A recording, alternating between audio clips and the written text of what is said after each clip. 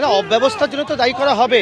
লোকে দেখতে এসেছিল মেসিকে, দেখে গেল পাশে একজন মেসো ঘুরে বেড়াচ্ছেন, এবং হাজার হাজার টাকা দিয়ে যারা টিকিট কেটেছেন তারা লায়নেল মেসিকে দেখতে পারলেন না। মনের দুঃখটা বুঝতে পারি। আজ আমি এখনও মোহনবাগান ইস্টবেঙ্গল খেলা দেখতে যাই যুবভারতী ক্রীড়াঙ্গনে, সেখানে কিন্তু যুবভারতী ক্রীড়াঙ্গনে কিন্তু সেখানে গিয়ে কখনোই আমাদের জলের বোতল নিয়ে ঢুকতে দেওয়া হয় না। জলের বোতল আমাদের বাইরে রেখেই ঢুকতে হয়। কী করে জলের বোতল গেল, কি করে অত মানুষ ভেতরে ঢুকলেন মাঠের এরিনার মধ্যে যেখানে মেসিকে ঘিরে রাখা হয়েছিল? ক্লোজ প্রক্সিমিটি পাস যদি অর্গানাইজার চেয়েও থাকে, সেটা ইস্যু করলো কে? ইস্যুইং অথরিটি তো ওখানকার পুলিশ। সে পুলিশ কী করে ইস্যু করলো? সে জানে না কত ইস্যু করছে। আর নাকি ক্লোজ প্রক্সিমিটি পাস ছাড়াই মাঠে মেসিকে ঘিরে থাকতে এত দিয়ে দিয়েছে, কারণ তৃণমূলের নেতা নেত্রীদের লোক রয়েছে বলে পুলিশ কিছু বলতে পারেনি। এগুলো সব প্রশ্ন উঠছে। গোষ্ঠপালের মূর্তির পাদদেশে কিংবদন্তি প্লেয়ার, কিংবদন্তি ফুটবলার আমাদের মোহনবাগান, ইস্টবেঙ্গল, কলকাতার ফুটবল, বাংলার ফুটবল না, ভারতীয় ফুটবলের আইকন গোষ্ঠপাল। তার সামনে এসেই তো আজকে দুঃখের কথাটা আমাদের রাখতে হবে, এবং গোষ্ঠপালের সামনে এসে রাখতে পেরে যে এনারা যে অবদান দিয়ে গেছেন আজকে মেসিকে দেখার জন্যে, এনাদের দেখেই তো আমাদের আগের প্রজন্মরা উদ্বেল হয়েছে মাঠে আসার জন্যে। পরবর্তীকালে আমরা এসছি, পেলে, মারাদোনা, রোনাল্ডো বলুন, এখন মেসি বলুন। এর আগে আমরাও দেখেছি এখানে আমাদের কৃষাণু থেকে শুরু করে, বাইচুং থেকে শুরু করে, বিজয়ন থেকে প্রচুর মানুষ দেখে, সুব্রত ভট্টাচার্য, মনোরঞ্জন ভট্টাচার্য। আজকে বাংলাতে মুখ্যমন্ত্রী যেভাবে ক্রীড়া মানে যারা প্রাক্তন খেলোয়াড় তাদের যেভাবে অপমান করে, বুয়া চৌধুরীকে কিছুদিন আগে কীভাবে অপমান করেছেন, যেভাবে হয় এগুলো তার একসাথে সমষ্টিগত প্রতিফলন হচ্ছে, এবং অত্যন্ত কষ্টকর। কাল যে মেসি ভক্তরা দেখতে পাননি মেসিকে, এবং তাদের টাকা তো ফেরত দেওয়া উচিত।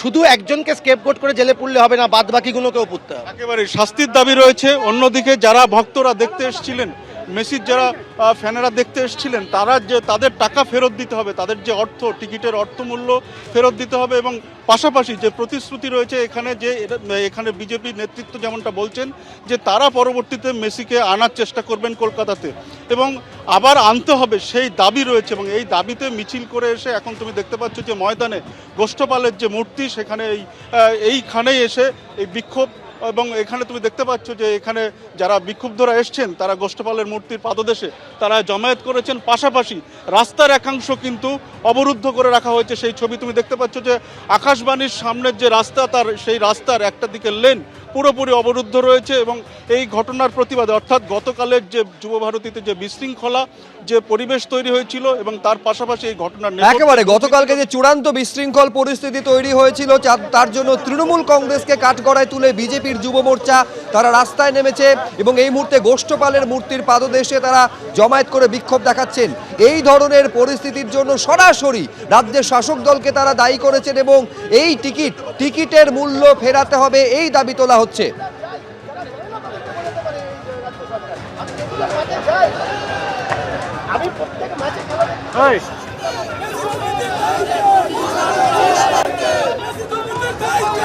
ইতিমধ্যে আপনারা জানেন যে এই ঘটনার তদন্ত শুরু হয়েছে। স্বতঃপ্রণোদিতভাবে দুটি ধারায় মামলা রুজু করা হয়েছে, এবং ইতিমধ্যেই শতদ্রু দত্তকে গ্রেফতার করে 14 দিনের জন্য নিজেদের হেফাজতে পেয়েছে পুলিশ। বিধাননগরের সিপি কি বলছেন একবার দেখব। গতকাল যুবভারতী ক্রীড়াঙ্গনে যে বিশৃঙ্খল পরিস্থিতি তৈরি হয়েছিল, যে চূড়ান্ত অব্যবস্থার পরিস্থিতি তৈরি হয়েছিল, তার প্রতিবাদে পথে নেমেছে আজকে যুব বিজেপি মোর্চা। এই ছবি আপনারা দেখতে পাচ্ছেন, বিজেপি যুব মোর্চার তরফে পথে নেমে প্রতিবাদ দেখানো হচ্ছে।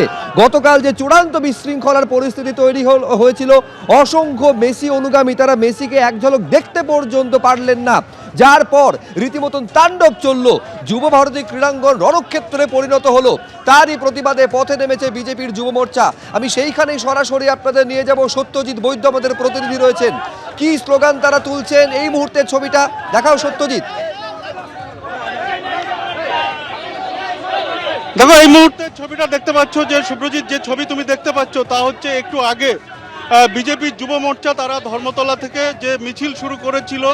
গতকালের যে ঘটনা, সেই ঘটনায় বিশৃঙ্খলার জন্য তারা শাসক দলকে দায়ী করছে, এবং এর পিছনে দুর্নীতি আছে এই অভিযোগে যে আন্দোলন, যে বিক্ষোভ শুরু হয়েছিল, সেই বিক্ষোভ মিছিল তারা কিন্তু রানী রাসমণি রোড থেকে প্রথমে আমরা দেখি যে এগিয়ে আসে মিছিল করে, এবং তারপর আকাশবাণীর দিকে এগিয়ে আসে, এবং এই মুহূর্তে তুমি দেখতে পাচ্ছ যে গোষ্ঠপালের যে মূর্তি, সেই গোষ্ঠপালের মূর্তির পাদদেশে বিক্ষুব্ধরা জমায়েত করেছেন, যেখানে নেতৃত্বে রয়েছেন উত্তর কলকাতা জেলা তৃণমূলের নেতৃত্ব, এর পাশাপাশি তমগ্ন ঘোষ, এবং এর পাশাপাশি ইন্দ্রনীল খাঁ তিনিও রয়েছেন এবং তুমি সেই ছবিটা দেখতে পাচ্ছ যে এখানে এই মুহূর্তে বিক্ষোভ দেখানো হচ্ছে এবং একদিকে যেমন দুর্নীতির অভিযোগ রয়েছে তেমনি অব্যবস্থার জন্য পুলিশকেও দায়ী করা হচ্ছে। অনেক ইভেন্ট ছিল, পরপর ইভেন্ট ছিল, তো যারা ইভেন্ট পারফর্ম করবে ওদের জন্য ওরা পাস দিয়েছিল, ওরা অ্যালাউ করেছিল ওদেরকে।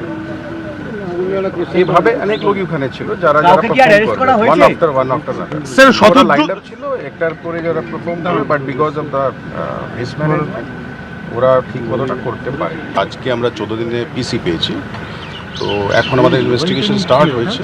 বাকিগুলো কিছু লোককে আমরা সামান করার জন্য অলরেডি আমরা লিস্ট প্রিপেয়ার করেছি। তাও কতজনকে সমন করলেন স্যার মোটামুটি? লিস্ট প্রিপেয়ার করা হয়েছে, ওদেরকে সামান দেওয়া হচ্ছে, দে উইল স্টার্ট কামিং। আর কারা কারা এখানে এই যে আপনারা কোশ্চেন বারবার করছেন ওয়াটার বোতলকে নিয়ে, ভেন্ডার্স কারা ছিল, কিভাবে ওরা এসব করেছে, সেগুলো আমরা সব কিছু দেখছি। স্যার মন্ত্রী অরূপ বিশ্বাস, তাকে কি কোনো রকম ভাবে জিজ্ঞাসাবাদ আপনারা করবেন বা এরকম কিছু বিষয় রয়েছে? কারণ অনেকেই রয়েছে দর্শকরা, তারা মন্ত্রী অরূপ বিশ্বাসের ভূমিকার কথা বলছেন। আমরা কেস স্টার্ট করেছি, আমরা দুটো কেস স্টার্ট করেছি আর ইনভেস্টিগেশন স্টার্ট হয়েছে।